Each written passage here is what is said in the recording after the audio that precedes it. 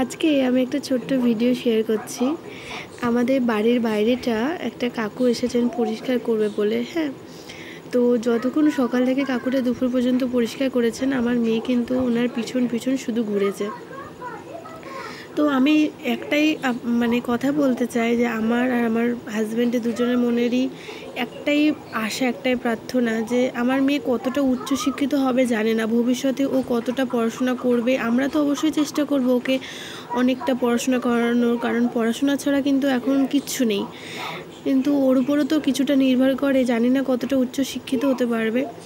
তবে এইটুকু চাই ও একটা মানুষ হোক, বড় হয়ে যেন একটা মানুষ হয়, যাতে এইভাবে ও এখন সরল মন, কিন্তু দেখো মানুষটার সাথে কিভাবে মিশে গেছে।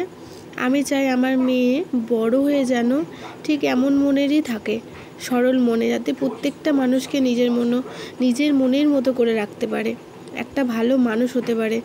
তাহলে একটা যদি সত্যি ভালো মনের মানুষ হয় না, তাহলে সেই মানুষটা সারা জীবনে আর্থিক কষ্ট হলেও মনের দিক থেকে অনেকটা শান্তিতে থাকতে পারে, এইটুকু আমি মানি।